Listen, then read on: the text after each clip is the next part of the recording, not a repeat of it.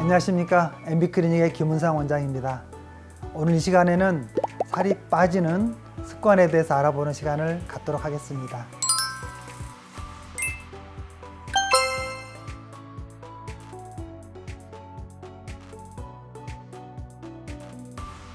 네, 잠이라는 것은 이제 수면이 부족하게 되면 식욕을 올리는 렙틴이라는 호르몬이 줄어들게 됩니다. 그리고 반대로 식욕이 늘어나는 그렐린은 높아지게 됩니다.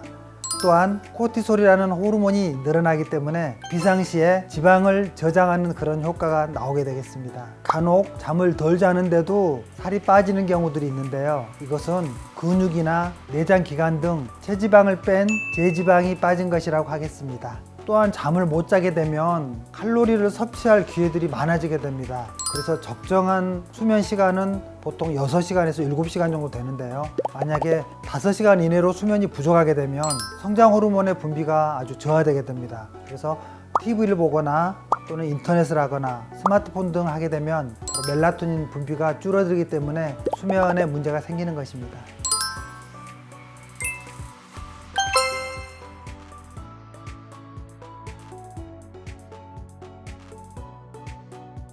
우리 인체의 70%가 바로 물로 되어 있습니다. 건강을 지켜주기도 하고 피부 노화를 방지하기도 합니다. 그런데 이제 물만 먹어도 살이 찐다는 분들이 있는데요. 이건 거짓말입니다. 칼로리가 없는 대신에 물은 일시적으로 부종이 온 것이지 오히려 물을 드시게 되면 살이 빠지는 것이죠. 그래서 신진대사율이나 기초대사율을 높이게 되는 것입니다.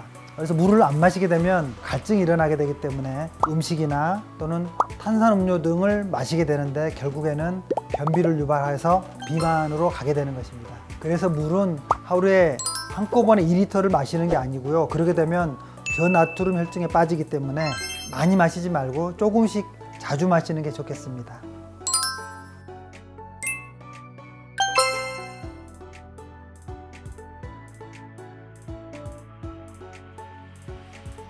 비타민 중에서 비타민 D는 바로 지용성 비타민입니다. 그래서 이것은 지방 조직에 흡수가 된 후에 저장이 되는데요. 비만 환자분들을 보면 비타민 D가 많이 부족합니다. 어린이 같은 경우에도 햇볕을 못 보게 되면은 소화 비만으로 갈 확률도 높고요.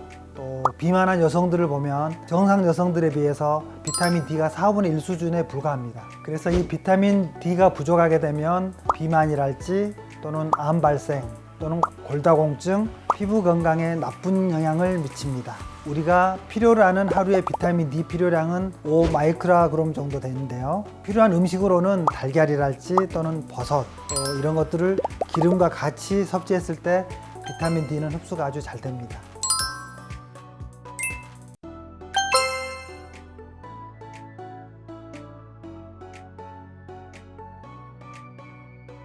환자들을 보면 음식을 드시고 바로 소파에 눕는 그런 경향들이 있는데요. 결국에는 이 먹은 음식들이 소화가 안 되기 때문에 그대로 주무시게 되면은 숙면을 방해하게 되죠. 그리고 먹은 음식에 대한 칼로리를 소모를 못하고 그대로 저장이 되게 되기 때문에 비만을 초래할 수가 있겠습니다.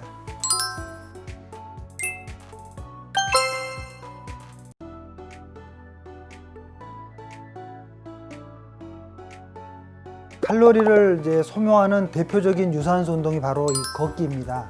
일반적으로 30분 정도를 걷게 되면은 160칼로리 정도가 소모가 되고요. 달리기를 하게 되면은 300칼로리 정도가 소모가 됩니다. 즉 밥 한 그릇 정도가 소모를 시킬 수 있다는 거죠. 근데 이러한 것들은 본인의 체질에 맞는 운동이 필요합니다. 왜냐하면 관절을 조심해야 되기 때문에 본인의 체질에 맞는 정도의 운동량이 필요하다고 하겠습니다.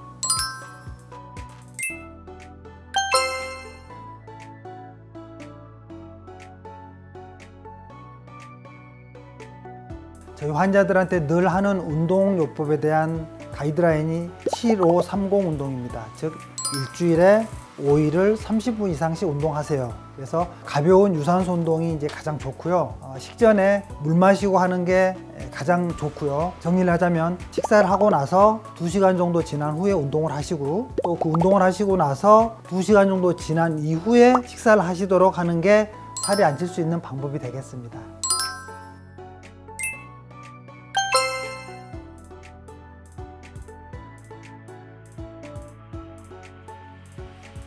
전에도 이제 언급을 했던 저탄 고지법 식사법을 이야기한 건데요. 전에도 말씀드렸지만 훌륭한 다이어트 방법은 아닙니다. 이게 탄수화물이 아니라 지방을 에너지원으로 사용하게 되는 체질을 개선하는 식단을 이야기하는 것인데요. 단기간으로 일시적으로는 권장합니다. 그리고 저탄수화물 약 10% 정도는 권장이 됩니다. 왜냐하면 나쁜 탄수화물이 아니라 좋은 탄수화물에는 호밀이나 잡곡, 현미밥 같은 것들도 있기 때문이죠.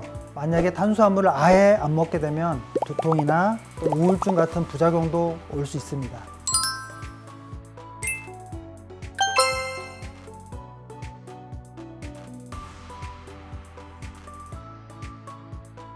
보통 여성들이 하루에 2000칼로리, 남성들이 2500칼로리 정도가 섭취량이 필요합니다. 여기서 한 500kcal 정도씩을 덜 먹는 것을 저열량 다이어트다 라고 이야기를 합니다. 음식의 양을 줄이고 또 천천히 자주 또 식사 시간을 한 20분 이상 즐겁게 하는 게 굉장히 중요하다고 하겠습니다. 특히 단백질 같은 경우는 하루에 1g 정도는 꼭 먹어 주셔야 됩니다.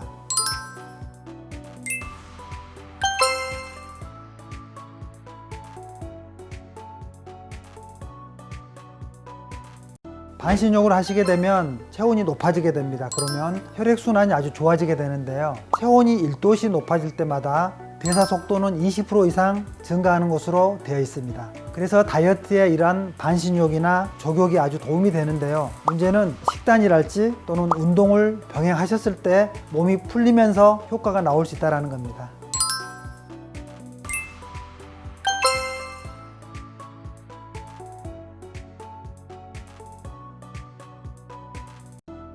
운동하기 1시간 전에 마시는 블랙커피는 바로 최고입니다. 요즘 이제 코코넛 오일이랄지 또는 MCT 오일이 아주 인기가 많은데요. 방탄커피 다이어트가 그래서 인기를 끌고 있습니다. 이름하여서 이제 키토제닉 커피라고 해서 인기가 많은데요. 이 커피에서는 블랙커피만 이야기하는 겁니다. 달달한 커피는 금물입니다.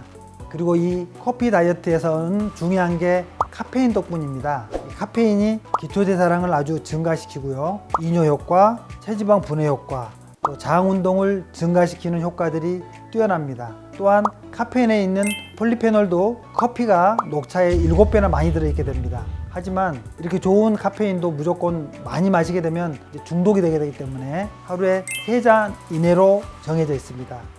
권장 카페인은 하루에 300mg이 되겠습니다.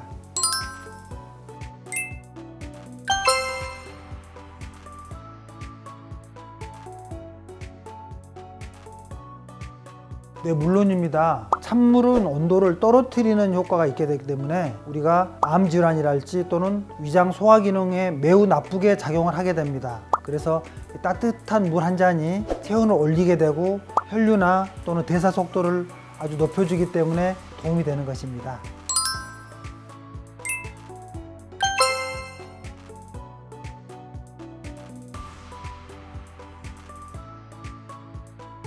야식에도 적합한 음식들이 있습니다. 제가 환자분들한테 권하는 것들이 곤약이랄지 또 바나나, 닭가슴살 이런 것들은 조금 괜찮다고 이야기합니다. 하지만 일단 늦게 먹게 되면은 수면의 질이 떨어지게 되고요. 결국에는 비만을 초래할 수가 있습니다.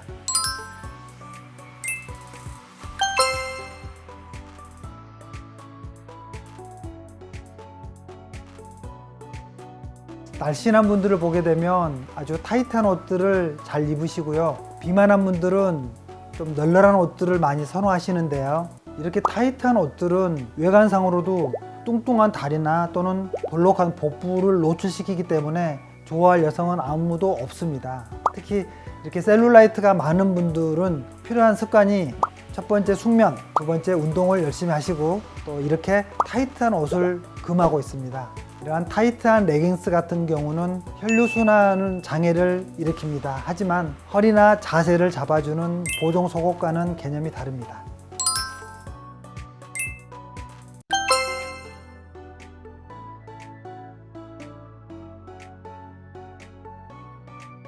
아닙니다. 허벅지 같은 경우가 셀룰라이트가 아주 많은데요. 이런 마사지들이 혈류순환에 좋은 건 사실입니다. 노폐물이랄지 또는 림프를 따라서 배출에 아주 도움이 되기 때문에 붓기도 예방할 수가 있습니다. 따라서 마사지나 족욕도 이런 게 혈류순환에 아주 초점이 되겠습니다. 그렇지만 이러한 마사지가 비만에 도움은 될지언정 살이 빠진다는 것은 지나친 얘기입니다.